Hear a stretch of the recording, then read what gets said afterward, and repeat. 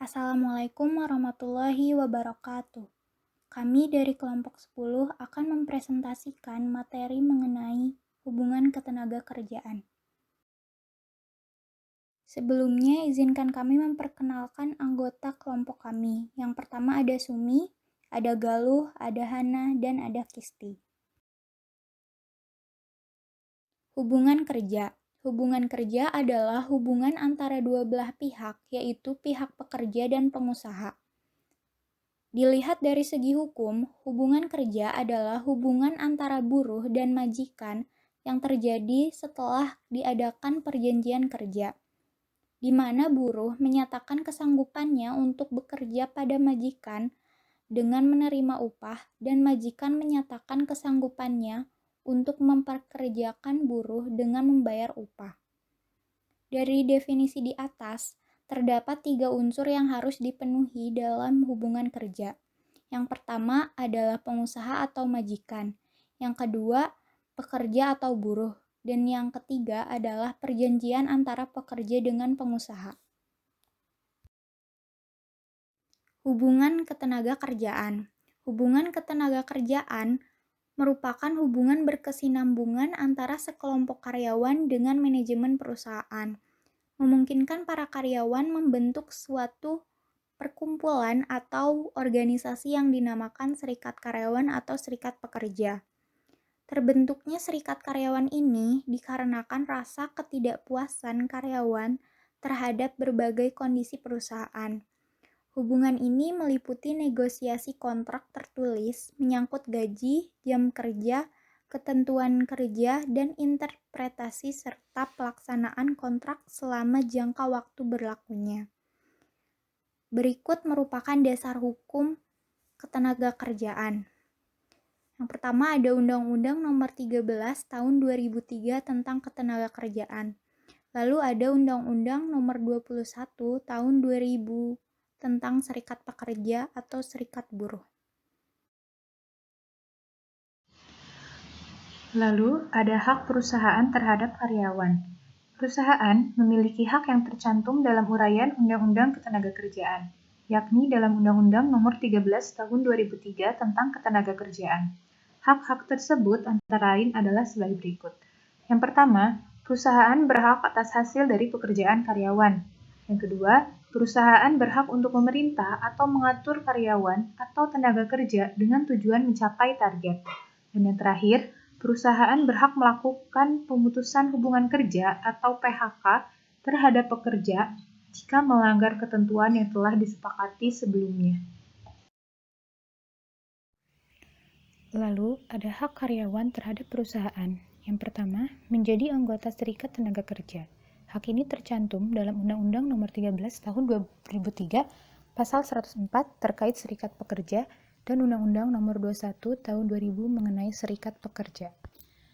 Jaminan sosial dan keselamatan kesehatan kerja. Ini berupa BPJS, jadi sebagai pemilik perusahaan atau pemberi kerja wajib mendaftarkan setiap karyawan sebagai anggota BPJS dalam rangka pemenuhan hak ini. Yang ini termasuk ke dalam Undang-Undang Ketenagakerjaan Nomor 13 Tahun 2003, Undang-Undang Nomor 3 Tahun 1992, dan undang-undang lainnya.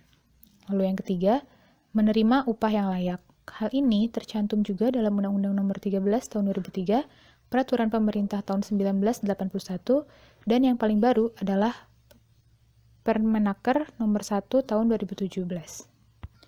Yang keempat, membuat perjanjian kerja atau PKB.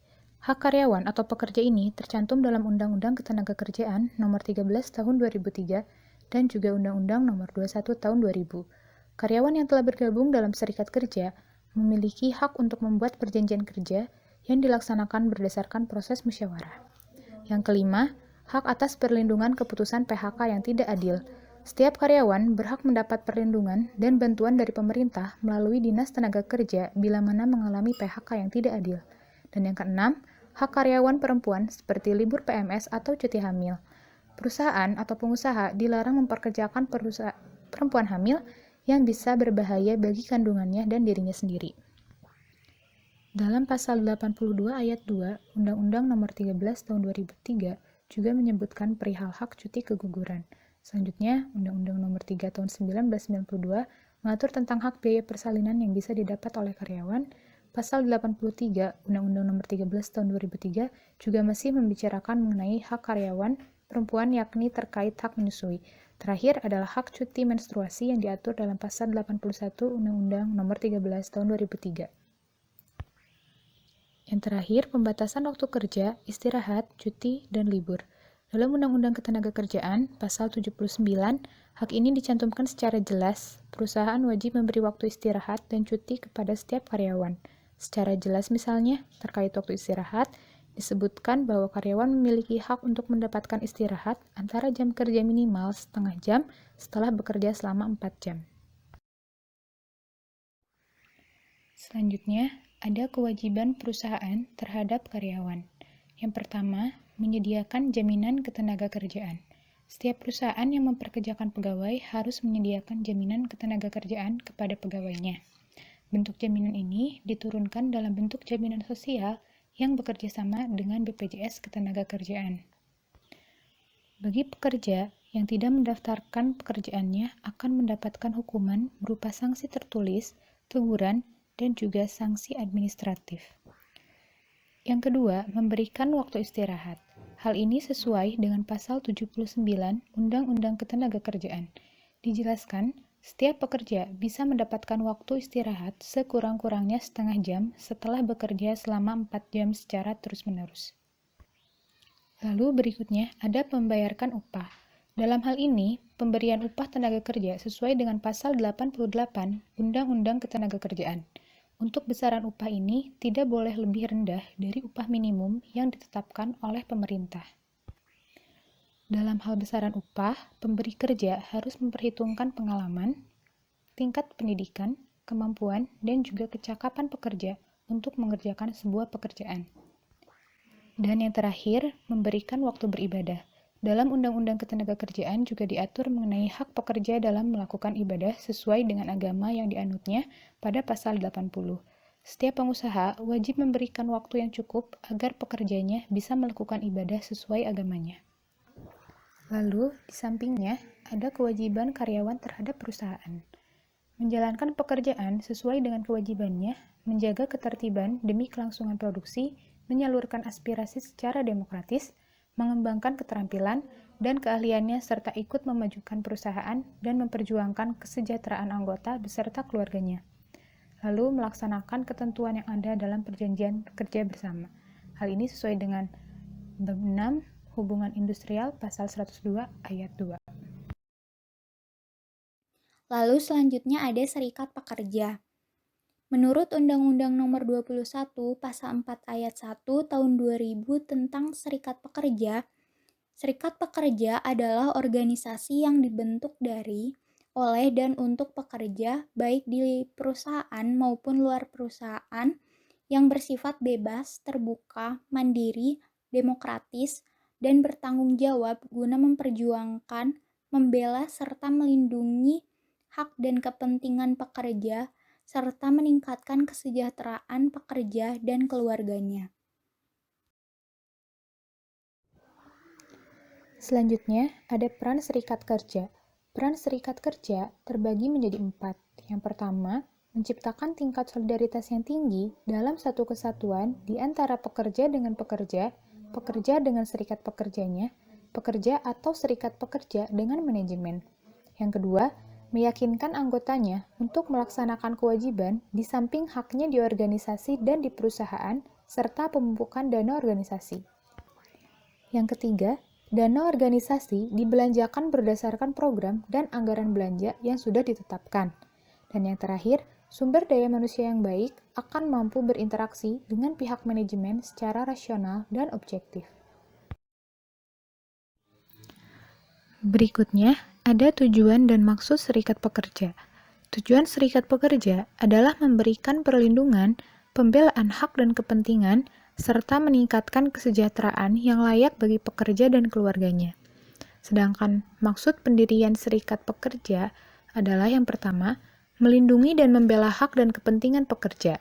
Yang kedua, memperbaiki kondisi-kondisi dan syarat-syarat kerja melalui perjanjian kerja bersama dengan manajemen atau pengusaha. Dan yang terakhir, mengupayakan agar manajemen atau pengusaha mendengarkan dan mempertimbangkan suara atau pendapat serikat pekerja sebelum membuat keputusan.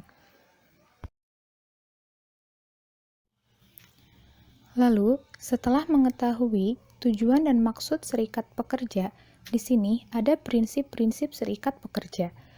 Prinsip ini yang pertama dibentuk secara demokratis dari pekerja, oleh pekerja, dan untuk pekerja.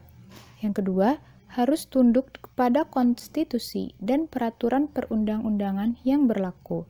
Yang ketiga, didirikan dalam usaha melindungi, memperjuangkan, dan meningkatkan kesejahteraan para anggota dan keluarganya. Dan yang terakhir, bersifat mandiri, profesional, dan bertanggung jawab. Lalu ada hubungan manajemen dengan serikat pekerja. MSDM dapat meningkatkan kerjasama antara perusahaan dengan serikat kerja melalui yang pertama konsultasi awal, membahas masalah-masalah sebelum menjadi masalah yang bersifat formal. Yang kedua, perhatian terhadap masalah dan kesejahteraan karyawan.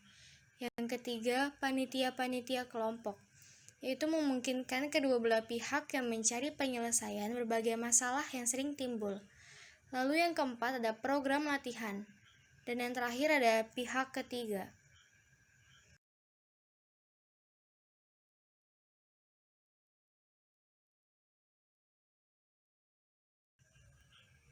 Selanjutnya, persetujuan kolektif. Menurut Undang-Undang Hubungan Pekerja Nasional, persetujuan kolektif adalah proses kewajiban kerjasama antara pengusaha dan perwakilan karyawan untuk bertemu pada waktu yang tepat dan dengan maksud baik dengan memperhatikan upah, jam kerja, dan syarat serta kondisi pekerjaan atau negosiasi kesepakatan atau adanya pertanyaan yang muncul saat itu, dan pelaksanaan kontrak tertulis yang menggabungkan kesepakatan yang diraih jika diminta oleh salah satu pihak. Tetapi kewajiban demikian tidak mengharuskan salah satu pihak untuk setuju dengan sebuah usulan atau meminta pembuatan sebuah konsesi. Kemudian, di sini ada proses perundingan kolektif.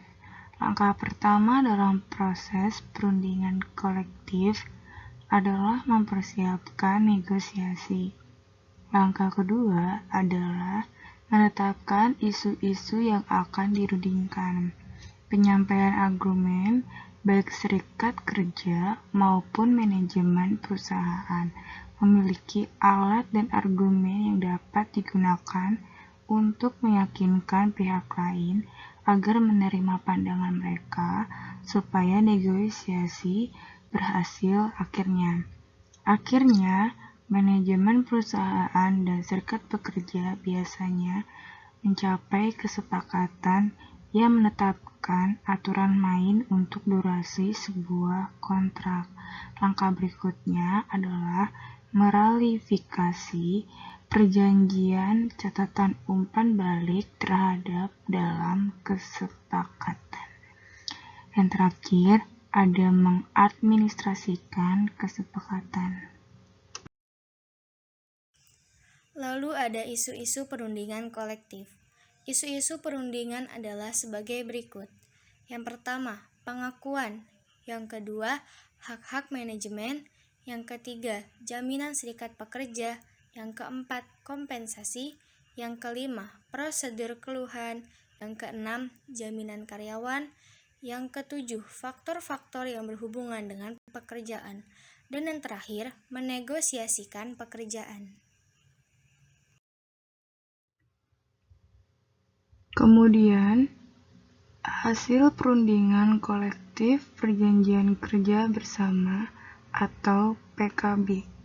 Perjanjian kerja bersama adalah perjanjian yang merupakan hasil perundingan antara serikat pekerja atau serikat buruh, atau beberapa serikat pekerja atau serikat buruh yang tercatat pada instansi yang bertanggung jawab di bidang ketenaga kerjaan dengan pengusaha atau beberapa pengusaha atau perkumpulan pengusaha yang membuat syarat-syarat kerja serta hak dan kewajiban kedua belah pihak.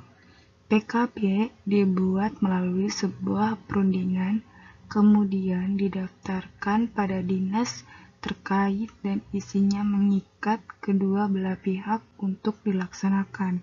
Masa berlaku PKB paling lama 2 tahun dan dapat diperpanjang paling lama 1 tahun dengan tertulis antara pengusaha dengan serikat pekerja. Selanjutnya, ada penyelesaian perselisihan pengusaha dan pekerja. Penyelesaian perselisihan antara pengusaha dan pekerja diatur dalam Undang-Undang Nomor 2 Tahun 2004 tentang penyelesaian hubungan industrial.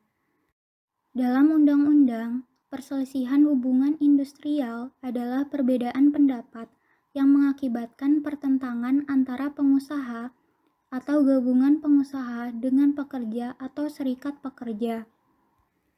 Perselisihan itu bisa dikarenakan beberapa hal. Yang pertama, perselisihan hak. Perselisihan hak terjadi karena tidak terpenuhinya hak-hak dalam hubungan pengusaha dan pekerja. Yang kedua, perselisihan kepentingan. Perselisihan kepentingan muncul karena tidak ditemukannya kesesuaian pendapat mengenai pembuatan atau perubahan syarat-syarat kerja. Syarat-syarat itu menjadi perselisihan ketika para pihak membuat dan merubah syarat kerja dalam perjanjian kerja, peraturan perusahaan, atau perjanjian kerja bersama. Yang ketiga, perselisihan pemutusan hubungan kerja atau PHK. Perselisihan ini muncul karena tidak ditemukannya kesesuaian pendapat mengenai pengakhiran hubungan kerja. Yang keempat, perselisihan hubungan industrial juga bisa meliputi perselisihan antar serikat kerja. Perselisihan ini terjadi karena tidak adanya kesesuaian paham mengenai keanggotaan, pelaksanaan hak, dan kewajiban ke serikat pekerjaan. Terdapat 3 tata cara penyelesaian perselisihan. Yang pertama, perundingan bipartit. Perundingan bipartit adalah perundingan dua pihak antara pengusaha atau gabungan pengusaha dan buruh atau serikat buruh. Bila dalam perundingan bipartit mencapai kata sepakat mengenai penyelesaiannya, maka para pihak membuat perjanjian bersama. Namun, apabila dalam perundingan tidak mencapai kata sepakat, maka para pihak yang berselisih harus melalui prosedur penyelesaian perundingan tripartit.